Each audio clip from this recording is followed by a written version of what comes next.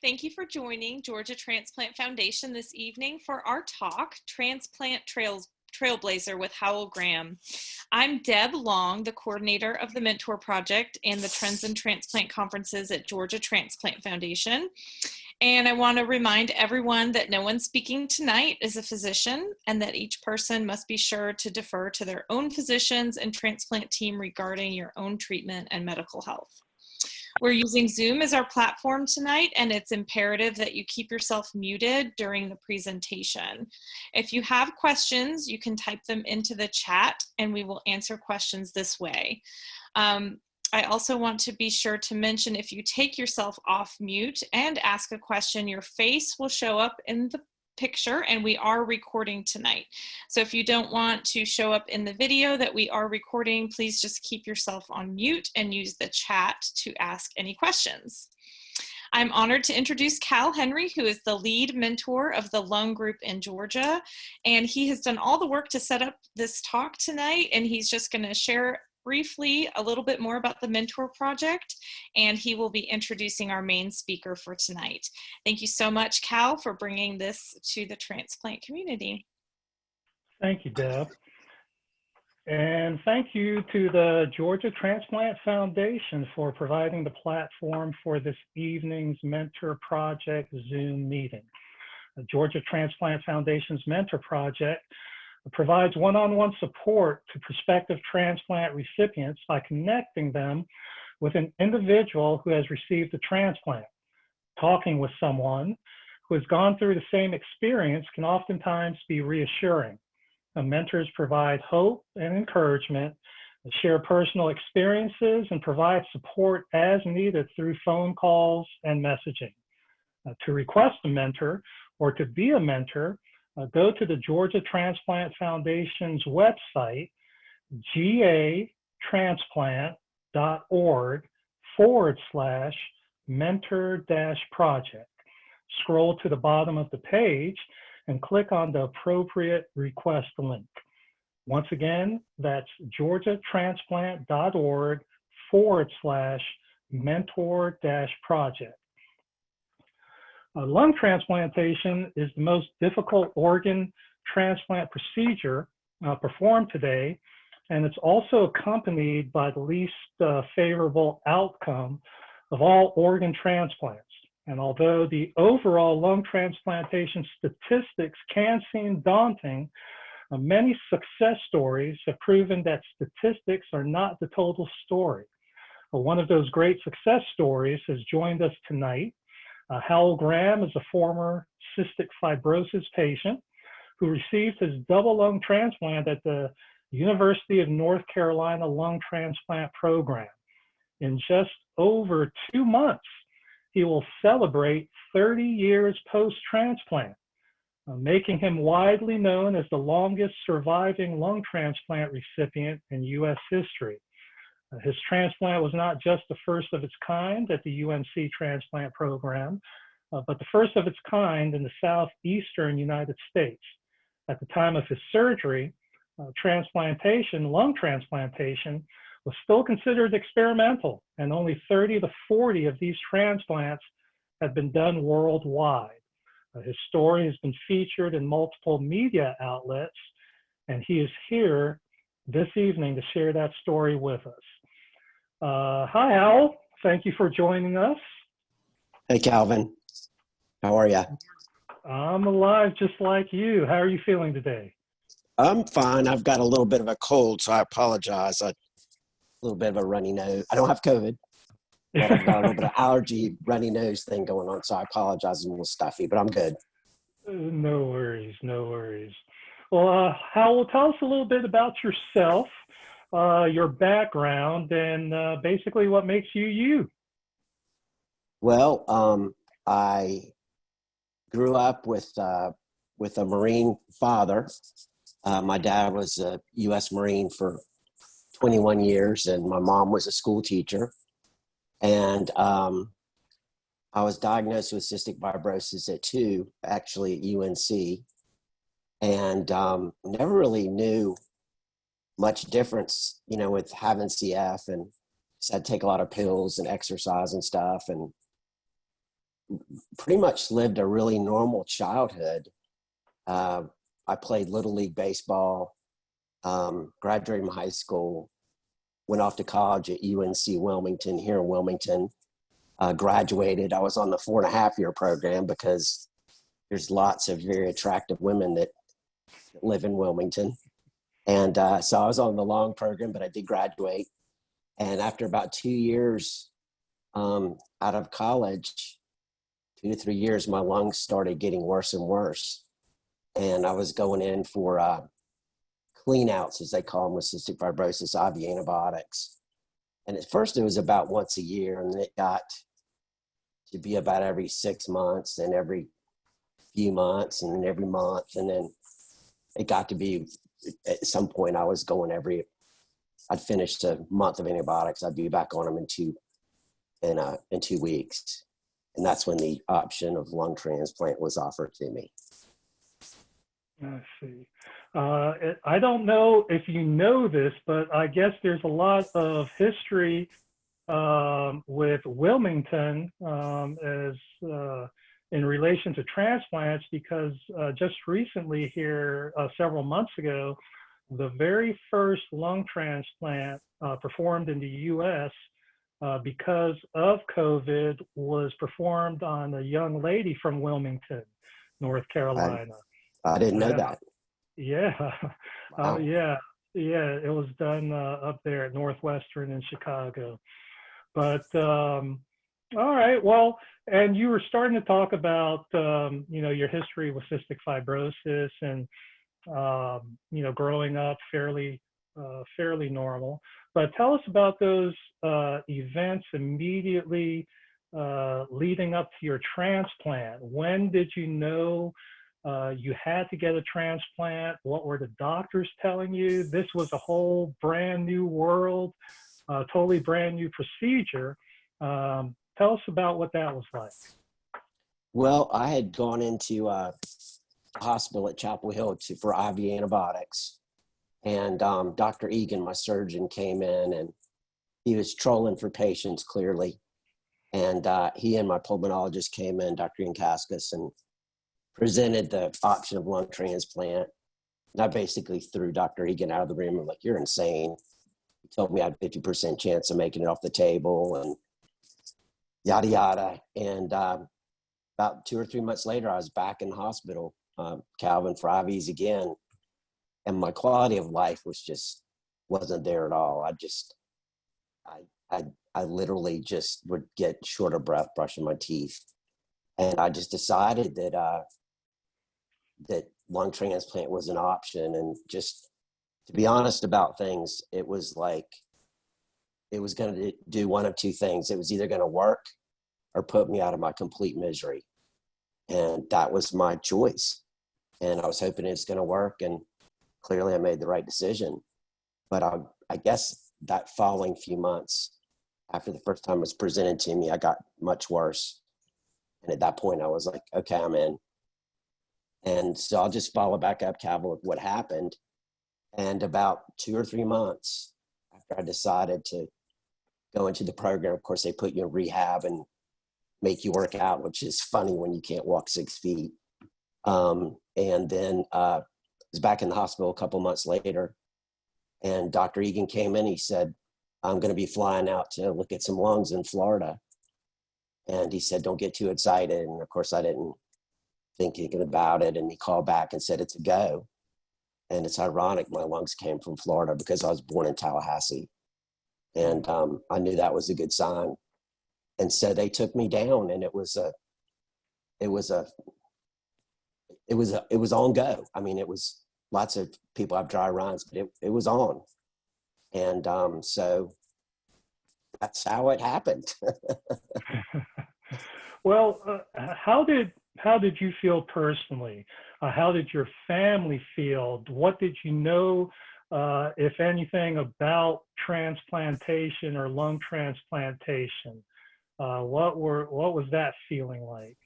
Well, my dad, being a Marine, they just don't quit. And I remember being really down a couple years from my transplant. And he said, you got to hang in there because one day they'll transplant lungs. And of course, I'm like, this dude is on crack. I mean, that'd be like me saying, okay, we're going to transplant brains.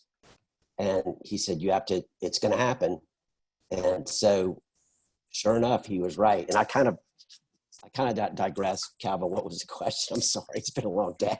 No, I was just curious, because, once again, at that point in time, there'd only been maybe 30, 35 lung transplants done in the world. This is brand new. You're presented with the option of a lung transplant, but, how did you feel personally about that, knowing that in a way you were kind of like a guinea pig? How did your family feel about the whole circumstances around this? Well, my dad was a basket case. When he came to the hospital, I think they just drugged him up with Xanax and he fell asleep. And my mom was super strong and my sister was there too. And ironically, all three of those, my mom, my dad, my sister, all are graduates of UNC, Chapel Hill. I'm a graduate of UNC Wilmington. And so, they're all very familiar with the campus. They were all there for me. And, I'm sure they were scared and, they're all were super positive and super supportive. And, I'm sure I wasn't seeing a lot of the emotions because, it's scary stuff, but you get to the point, as you probably know, Calvin, you have no life and it's just not worth it anymore. You're just done. I mean, I'm just done. And this was the only option for me. So I just decided I had to put my faith in God and just let her rip. And I remember one of the best things Dr. Egan, my surgeon, said to me. I remember him coming in the room and me saying, excuse me, what about this? What about this? And, they fly down on a private jet and get the lungs and fly back and they start the removal of the lungs, at least with cystic fibrosis, before he gets back. And I said, what if they don't, what if your plane's delayed or what if there's a wreck? And I had all these things. And he just said, How? It's like Greyhound, leave the driving to us, which was their saying back in the day. And I just said, that's it. I didn't ask him another question. So I just put my hands in God and just, here we go. Let's do it. Wow, good. So, you got the call. Dr. Egan says, we're getting the lungs out of Florida and you're getting prepped for surgery. You're going through surgery or you're getting ready for surgery. What was that whole process? Just in a quick little nugget light, because, once again, it was the first one performed in the Southeast. Did you get any inkling of maybe transplant or medical professionals coming into UNC to see this done? Was there any buzz in the community about it? Did you get any inkling about that? And then once the surgery was completed, what was your recovery like in the hospital? Well, Dr. Egan had already done a girl with a lady with a single lung transplant. I can't remember. She did not have CF. And when, they were rolling me back, I just remember everybody being so excited and so professional. And I mean, that's, it's been almost 30 years. And I remember one thing I do remember oddly, Calvin, is for some reason I called a psycho ex-girlfriend in case I croaked. I don't really know why I did that. And then when I got home, she stalked me for another year. So that was dumb. But so yeah, she was the last person I called and talked to other than my family, which 30 years later, I'm just like, what were you thinking, dude? So what do you do, right? I can understand in the thick of things and with thinking with this is it. And everything converging at once. I can understand. Yeah. So you went through surgery. Do you recall, or were you told how long the surgery was? And how was the recovery while you were in the hospital? Well, I don't know if I ever asked how long it was going to be. I know it was going to be a long surgery. My surgery was 14 hours. I think they had some complications. I know my pulmonologist, who was one of the who is he's retired now, one of the top CF researchers in the world, asked me if he could have my old lungs. And I was like, yeah, of course. And so he shows up trolling for my old lungs in the OR, and something went wrong, but he had to jump up on the table and pinch an artery shut. And so I almost didn't make it. So he was correct. He had to work for those lungs, which I thought was funny. There ain't no free lunch here. Ain't no free lunch. So he had to work for those lungs, and he got them. And so when I came out of surgery, I woke up, and all I remember seeing, I had this beautiful brunette that I mean, she was drop dead gorgeous. And I was like, oh my God, I'm dead and I'm in heaven. But heaven's pretty good. So I was pretty out of it. I found out later that I did not have any, my morphine pump had not been working for like 18 to 20 hours or something like that. So I was getting no morphine. And Dr. Egan noticed, because my blood pressure was so high, they figured out the morphine pump was bad. So they replaced that. And my nurse, Ellen, was awesome. She was, I guess it was a 12-hour shift. She literally held my hand the entire time. And then, I didn't tell you this, Calvin, but I think the group will appreciate this. I'm just remembering as I'm talking about it. So I hope it's okay. And then after that, I was still intubated 12 hours later. I had a male nurse, and I'm no offense to any male nurses, but I'm just not into male nurses. I mean, especially when you send me a beauty queen like Ellen. And so apparently I was writing notes like, get him out of here, get me another female nurse. And I was scribbling down notes, and my dad was tearing them up because he didn't want the male nurse to see, because he thought he was going to kill me. So apparently there's a whole backstory on that. So I think I was on the vent, to fast forward a little bit, on the vent for about a day and a half. And I definitely remember when Dr. Egan came in and extubated me, and he said, take a deep breath, and he pulled out the vent. And it was, took my first breath with my new lungs, and there you go. All right. Do you recall what your total stay in the hospital was? I do. I do, Calvin. I didn't mean to interrupt you. It was 30 days, which is long in today's standard. Surgery was 14 hours. The stay was 30 days. They were kind of working their way through it. I remember at some point I got some kind of horse serum. I didn't even know what that was, but there was, it was a long stay versus in today's standard. Of course, I was cut all the way across my chest. I think they do the armpits now, so they've learned a lot for that. But yeah, it was about almost 30 days to the day. Oh, they wanted to take care of you, make sure everything They came did. out perfect for their first for their lab first rat. patient. Yes, yes, did a good job. So awesome. So after you left the hospital and you're recovering, what was that like? I know for a lot of us, we spend time nowadays wearing masks. When we went outdoors, we were restricted and what we could do work-wise, physical activity-wise, where we could go, couldn't drive. Can you talk a little bit about that, what Sure. that experience was like for you? Sure, Calvin. They wanted me to stay in Chapel Hill for a month or two. And I actually got to where I enjoyed Chapel Hill. I learned how to use the bus system. And so they were also requiring me to come to rehab every day. Mm-hmm. And my two physical therapists worked me like a rented mule, that's for sure. They were like Marines, and I felt like I was in boot camp. They pushed me so hard. And I remember just being constantly hungry. And I remember I could not get enough to eat. And so I stayed in Chapel Hill a couple months and made some friends up there and hung out. And then they said, you can move back to Wilmington. And so we packed up and I came back to Wilmington. back home.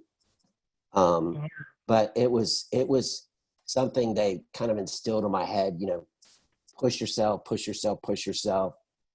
They didn't want me working for a few months, so I didn't really have anything to do. I took up golf, which I suck at, which is quit right away because it's a terrible sport.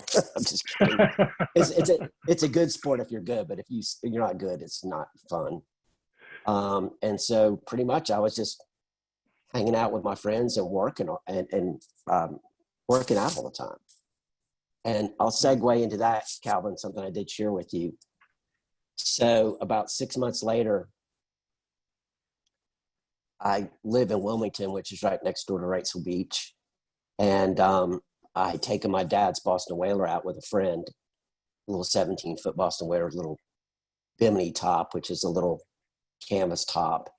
And I had taken a couple of my friends out, and I wanted to go watch a regatta that was about 3 miles offshore.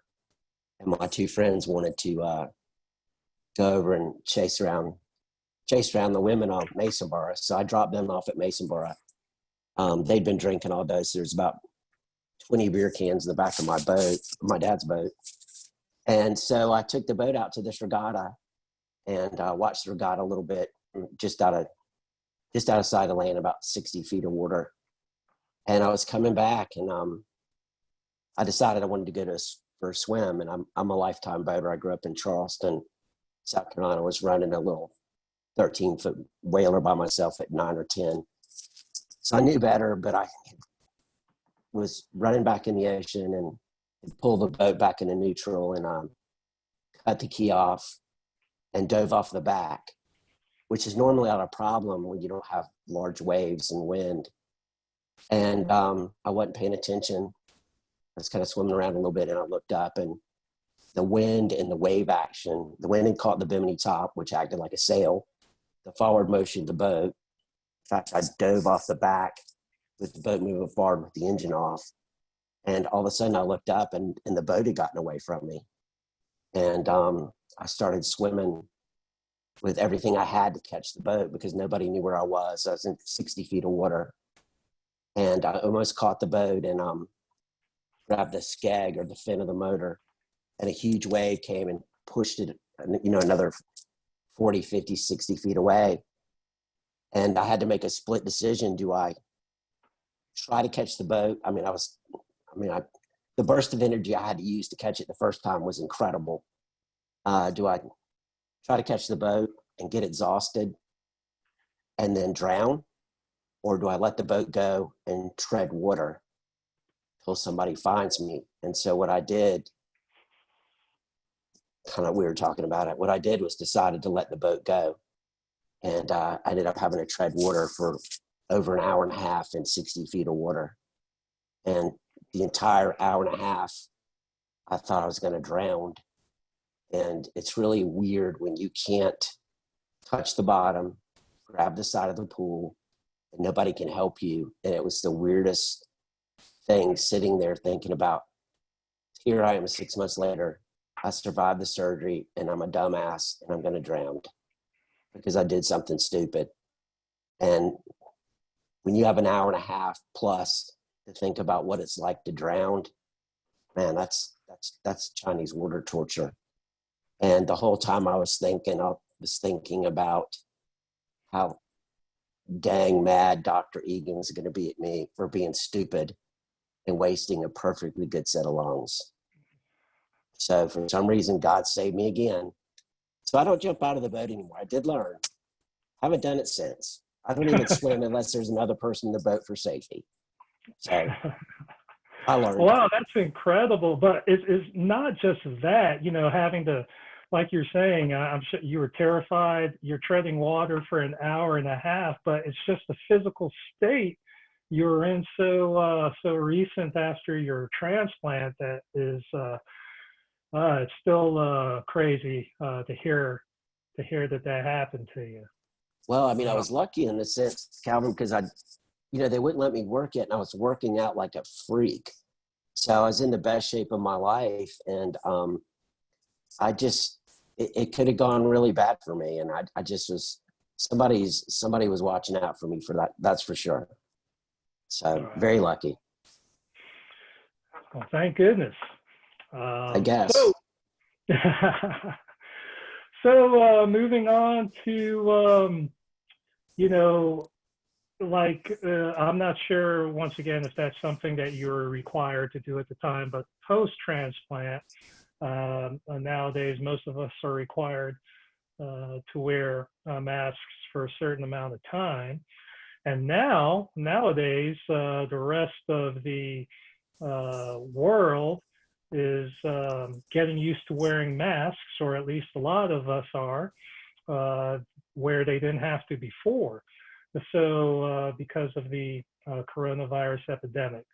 So is there anything that you personally have been doing, or what have you been doing during since March, since the epidemic began? Are there any special steps you've taken to maybe try to take care of yourself? Tell us about that a little bit.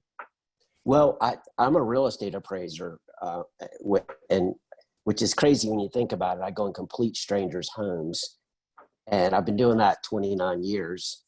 And you know, people are funny. There have been several occasions where people have let me in and they've had the full-blown flu, and I find out and immediately turn around and walk out. So I called Chapel Hill UNC March 15th, and I said, "What do I do?" And she kind of hemmed and hawed about, you know, I don't want to ruin your. I said, "Just take my career and money out of it. What should I do?" And she said, "We want you to stay inside." So I ended up just staying inside the house, and Fannie Mae and Freddie Mac changed the guidelines about a week later where I can do appraisals. They're called desktops, where I don't leave my office, and also drive-by appraisals, where I just drive by the front of the house and don't go inside. So that's been a godsend for me, just because I have to keep mentally busy. But as far as staying safe, the first couple of months, Calvin, we didn't go out to eat. We're still not going out to eat. It took us, you know, 4 or 5 weeks to trust getting a to-go order. So just, you know, I don't, if I see a friend, I'm definitely, you know, 6 or 8, 10 feet apart from them. I wear a mask in public when I leave the house. I am always washing my hands with hand sanitizer and my phone, and just trying to be smart about it. So does that kind of answer your question? I mean, I'm not, you know, I'm still living my life. I mean, I'm a super social person, so I miss my friends terribly. You know, when I hang out with them, but a couple of them come over and they'll sit on the front porch with me, you know, 40 feet away. We're just trying to be super careful. Mm-hmm. That's all you can do. I mean, I think COVID, unfortunately, I wish I could say it's going to end next week, but I'm not picking on the young people, but I know that a lot of the young people around Wrightsville Beach, they just, you know, my friend's daughter's 19 and she got the sniffles and was COVID positive, and she just kept on going to the beach and hanging out with her friends. So, I mean, it's just unfortunate. You know, the rest of us, you know, have to deal with it. It's life, I guess. Wow. Well, coming up here in 2 months, in October, you're going to celebrate 30 years post-transplant, 3 decades, something we all, especially myself, are definitely aspiring toward. So throughout the years, are there things that you have done, or maybe a mindset that you've had? Maybe you can give us some of your thoughts regarding longevity with your transplant. Well, I think every year, Calvin, about 5 to 6 weeks before my transplant, I go through this thing, just to be completely honest with everybody, of this is it, I'm going to die. And I start having all these made up symptoms, you know, and my wife just rolls her eyes now. She's a dentist, and she has a lot of medical knowledge, and she used to get concerned, but she's like, you do this getting close to October. So I think that my key to my success is dumb luck. Clearly, I got a pretty decent match. And I think the biggest thing I'd like to tell people is it doesn't matter if you work or you volunteer or you help somebody. The worst thing you can do is to sit home and do nothing. And I know when I'm not busy, I start thinking, oh my God, I've got a pain in my side, or oh my gosh, I coughed, or what's going on. So if I could share one bit of advice with the group, it's stay busy all the time. And like I said, it doesn't have to be work. It doesn't have to be work. It can be anything. Just keep your brain off your transplant, because I'm telling you, if you sit around and think about your transplant, you're not going to make it. You just won't. And the mind is too powerful. You need something to distract you at all times. So you kept yourself. Your thoughts are you just keep yourself busy. Absolutely, absolutely. My brain is on something other than I don't wake up. You and I talked about this. I don't wake up and think, oh my gosh, I've had a lung transplant. I wake up and think, holy crap, how am I going to get all the stuff done today?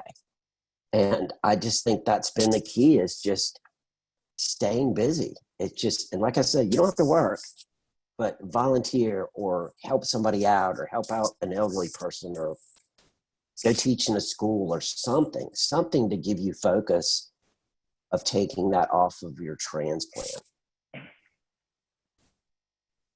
Fantastic. Thank you for those. So now we've come to the point in tonight's meeting where we're going to go ahead and answer some questions that have been submitted, and or submitted for Howell. And at this point in time, you can also submit questions that may be on your mind via the chat function. So the first question I've got was, how old were you when you were transplanted? 28. 28. Mm-hmm. I was born in February, and it was October 8th, so I was almost 29. I'm still only 42, though. I'm kidding. I wish. The second question is, did you personally get on a certain type of diet, or was a diet medically recommended to you prior to transplant or after transplant to either keep your weight down or stay healthy for transplant?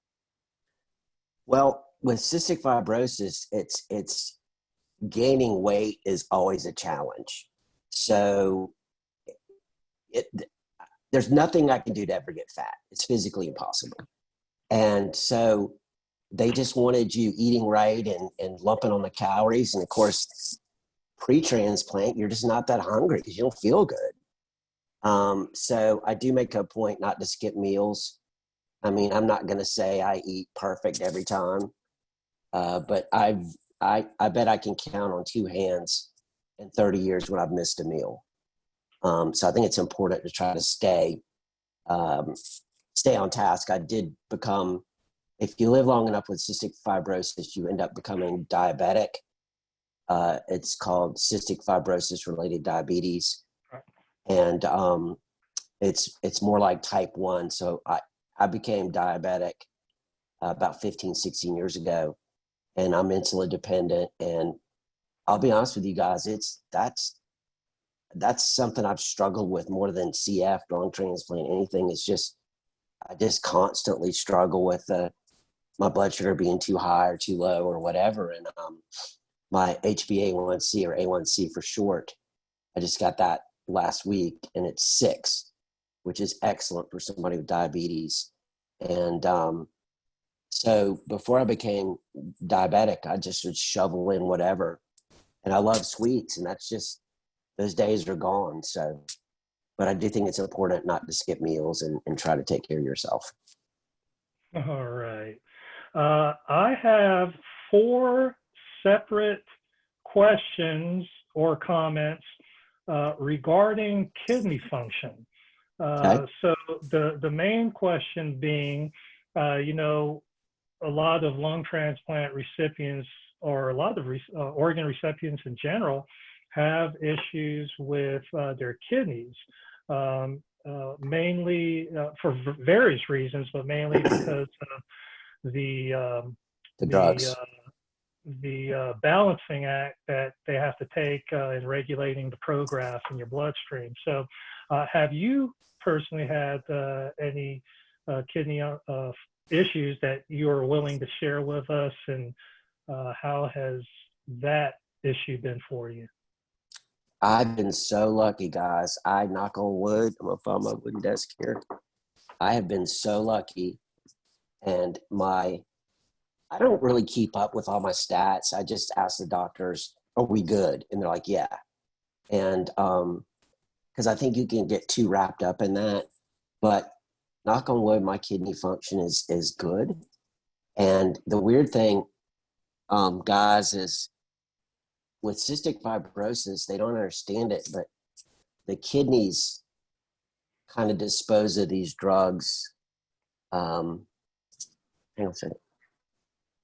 Bye. Sorry, my wife walked in my office, and she's not gonna be listening to this call, so I keep her out. Sorry. Um, anyway, so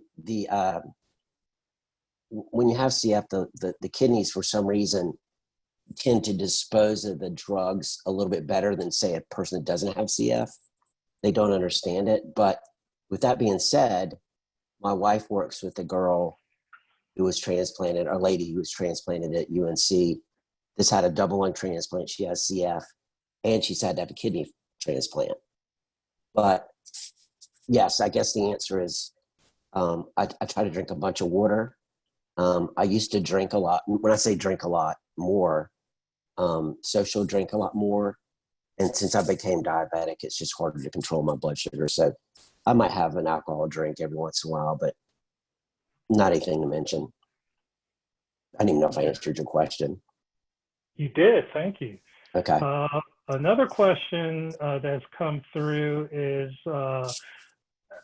you know, after your initial transplant, um, did you have to get rehospitalized, and have you had to spend much time in the hospital over the past 30 years related to transplant or other issues related to transplant?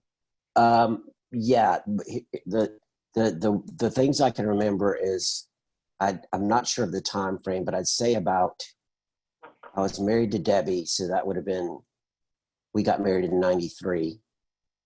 So I'd say 4 or 5 years later, I had a bout with rejection, and they put me in the hospital and blasted me with Solumedrol, and that took care of that. And then my first other hospitalization was my appendix ruptured, and I almost died from that. I was walking around holding my lower right quadrant because cystic fibrosis patients have a lot of stomach issues, and I just thought it was a stomach issue. And I was up in Raleigh buying a car and must have been walking around for a day or so after it ruptured, but so I must have Wow. bought the farm on that. So I was in the hospital for a week or so with that. You know, they're trying to clear that up, and my surgeon was in my supper club and a friend, and he's a vascular surgeon. Nothing like getting a vascular surgeon to take your appendix out. But anyway, it's super qualified. And he was in touch with Dr. Egan, and Dr. Egan had told him that they needed to, that I needed to get my affairs in order because there's no way I would survive a ruptured appendix. They'd never had a transplant patient survive a ruptured appendix. And so he had told my wife that, and they came in the room to tell me that, and clearly they were both upset, including, of course, my wife, but David was very upset, the surgeon. And I was all morphined out, jacked up on morphine. And I said, "You're crazy." I said, "I've been told I'm going to die 3 or 4 times." I said, "We're going to be eating a cheeseburger in about 2 weeks." I said, "Get out of here." And of course, he laughed and smiled, and I cheered him up. And that's what I believed. I mean, I've been told I'm going to die 3 or 4 times, and I just don't buy that. I just don't give up. And, my dad always said, Marines don't quit, and I just never bought that. And sure enough, I was out of hospital a week, and I had to, they wanted me to lay low because of, I guess because they had suppressed my immune system or something. I'm not really sure. Don't really remember, but I remember my wife going to work, and I would sneak out and do appraisals. And I would come back in because I couldn't stand sitting at home doing just sitting there. And I would sneak out, get dressed, get a shower, get dressed, shave, sneak out and do an appraisal and come back like I never left the house. And so I did that for another week or two. And finally I was able to get back out. They said, "All right, it's okay to go back out." And so then fast forward a few years, and this is probably in 2008, I was having some bleeding when I went to the bathroom. And I told Debbie about it, my wife. And of course, I'm freaking out. And she's like, "It's probably, not to be too graphic or gross, a hemorrhoid. Let's watch it for a week." And a week later, it was still going on. So went and had a colonoscopy, and I had colon cancer. Wow. So I had to have surgery for colon cancer. And the good news, once again, I got lucky again in the sense that it was stage 0 inside 2, meaning it was contained within the growth. So Dr. Harris had to be admitted, and he went in and cut out about 6 inches of colon and sewed me back up, and spent a week in the hospital and kicked me back out. So wow. I haven't had any issues really since then. I mean, I've broken some bones and, about cut my finger off with a knife. It slipped, and, we had a few drinks, but just stupid stuff. I try to not do as many stupid things as I used to. I try to think before I do stupid stuff. So, but it's been pretty safe journey for me. I think I gashed my finger open about a year ago, but that's it pretty much. Wow. Well, I love the positivity. And while you're there, you were talking about having to have some of your colon removed. I'm going to skip ahead to a question. You had part of your colon removed, but nowadays, for most lung transplant patients, they require you to have the fundoplication procedure as well to prevent reflux. Yes. And aspiration back up into your lungs. Is that something that you had to have at the time? I did not. Apparently at UNC, when you go in now, they do that procedure, Calvin. They take your appendix out and they take your gallbladder, just because they don't want any of them causing problems. I did have an issue, not an issue, but for some reason they wanted me to have the testing for that. And I've been through a lot having CF, a lot of torturous medical stuff, but I had to swallow this tube they put down in my stomach, and I had to keep it down for 24 hours. And they were testing. It was the most brutal thing. I mean, it was awful, and I'm pretty tough. And I remember Debbie coming back when it was over, and she said, "Is he on drugs?" And she's like, "Nope." I mean, it just whipped my tail. It was the most brutal thing I've ever been through. And I don't know why they just didn't do the stupid surgery. I would highly, if it's even questionable, you get the surgery. I mean, what I went through, I wouldn't wish that on my worst enemy. It was awful. It was brutal. It was cruel. I mean, the fact they put people through that. And I've been through a lot of torture stuff having CF my whole life, but it was nasty, awful. Gotcha. Question. Someone wants to know, how were you rescued from being stranded in the water from your boat? God, that's the best part of the story. I completely. So it was really strange because I only had on my bathing suit, my swimsuit, and I had on this silver watch that a college girlfriend had given me, not the psycho that I called before I had my transplant. This is a different psycho. I tend to be good at finding them. And she had given me this watch, just a Seiko watch, and it was engraved in 1983. And, you know, when you're treading water, those of us that, I guess most everybody's probably treading water, you know, a silver watch, Calvin, looks just like a wounded fish. And here I am in one spot treading water for an hour and a half. And I was like, I'm just attracting sharks. Maybe I should just let it go to the bottom. And so I ended up, because it did have some sentimental value, not dropping it to the bottom, kept it. So after an hour and a half of figuring out what it's like to drown, and you just black out, do you start choking, do you just go, I mean, like I said, was torturous. All of a sudden, and of course, this is back in the day of two-stroke motors, meaning outboards used to be all two-stroke, which are louder. Now they're four-stroke, which are much quieter. And the only boats that were coming near me were, you know, half a mile away. And it's hard to see it. There's also 3 to 4 foot seas. I forgot to add that. So it was rough. And I'd see these boats go by and I'd yell. Of course, they weren't looking for me. They couldn't see me. And I just about said, okay, well, this is going to suck. And all of a sudden I heard this slapping across the water, this pop, pop, pop, pop, pop. And I looked over, and it was a windsurfer. And so I started screaming, help, help.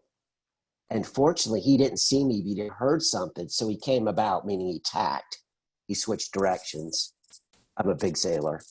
And he came back around, and he dropped off his windsurfer. And he's like, dude, grab on, grab on. So I grabbed onto the surfboard, his windsurfer, which was the best thing ever. And he's like, what? He said, why did you swim out so far? Well, I was too embarrassed to tell him I jumped out of a perfectly good boat, because that's what little morons do. So I lied and said I fell out of the boat. So he's like, I said, can you tow me back? And he goes, yeah, we'll figure something out. So we had a little piece of rope on his windsurfer, and he had a hole in the bottom of his back of his windsurfer. And his wife was out there windsurfing on her windsurfer. And so he rigged up a line in the back of the windsurfer. We made like a little noose. And he's like, dude, the best I can do is drag you in. I was like, I'll take it. And so I put my hand in the noose, and he said, I'm just gonna have to drag you in. I was like, dude, that's the best I got. So he said, you ready? And I was like, yeah. So he stood up on the board and pulled the sail up. And of course we took off, and I swallowed at least a third of the Atlantic Ocean.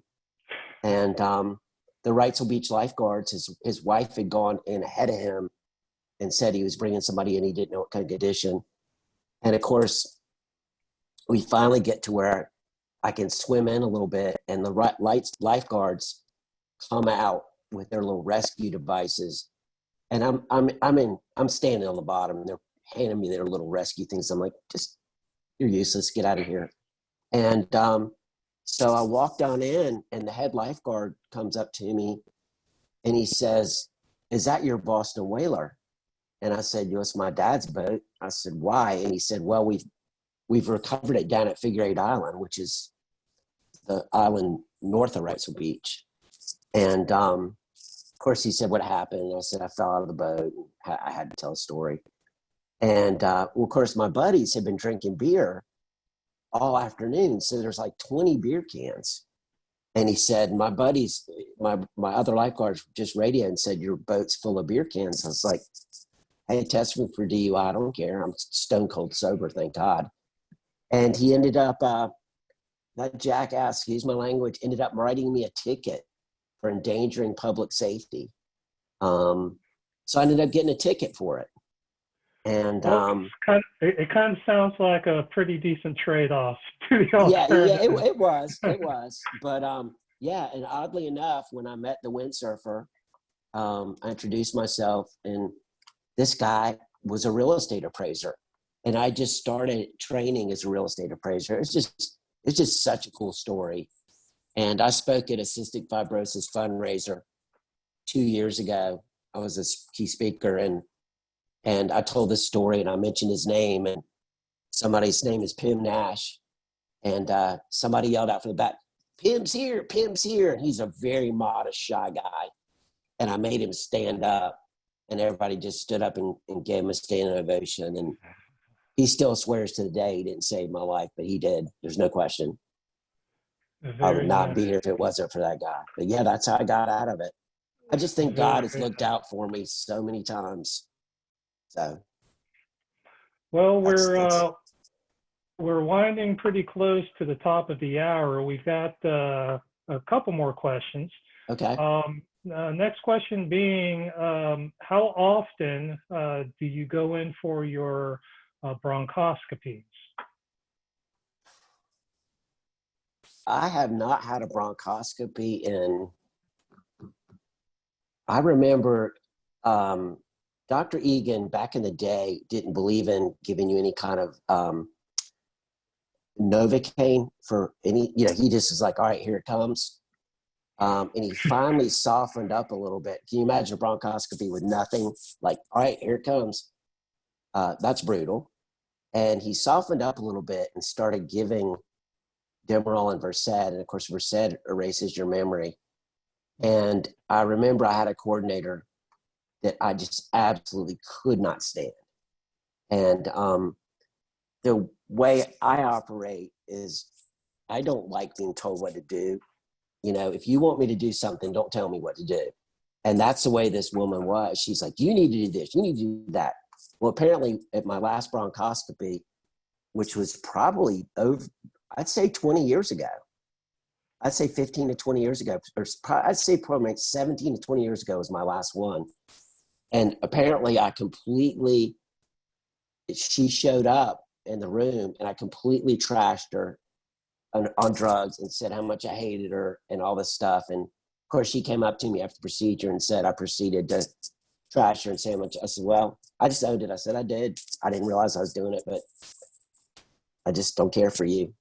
And, but all my other coordinators I've loved, but yeah, that was the last time I had one. I'd say 15, I'd say 17 to 20 years ago.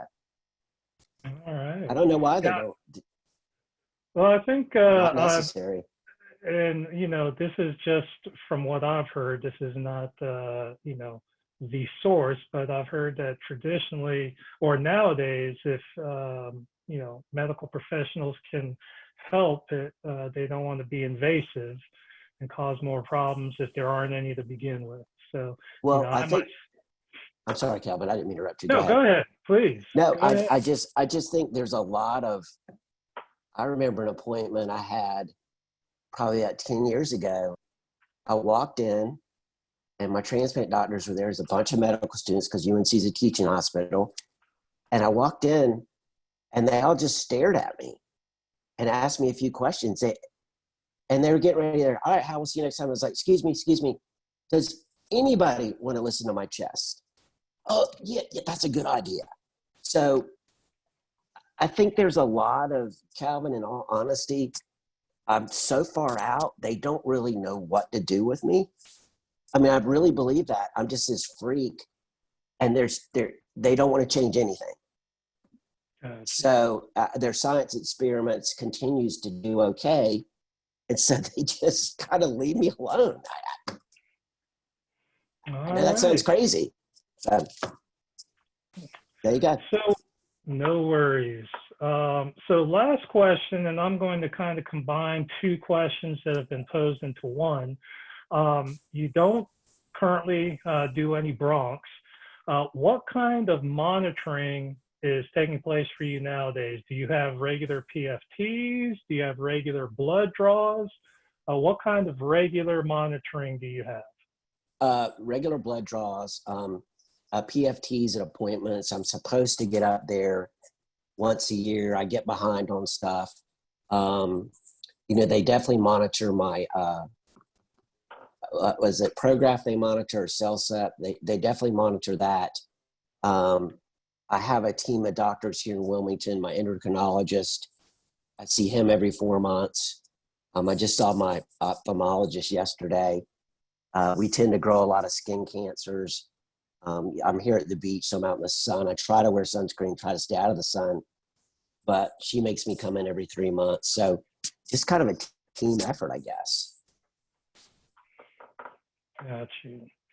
Well, great information. We are at the top of the hour, maybe just a couple of minutes over.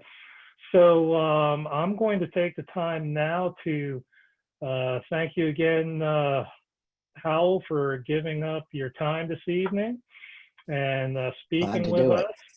Love to hear your story. Love to hear those little side stories as well. And congratulations on almost 2 months away, 30 years post-transplant. Thank you, Calvin. Yeah, if I can just stay COVID-free, COVID-free, baby. All righty. So, Deb, did you want to wrap up with anything before we close out the meeting? I can just say a thank you to you again, Cal, and as well to you for presenting.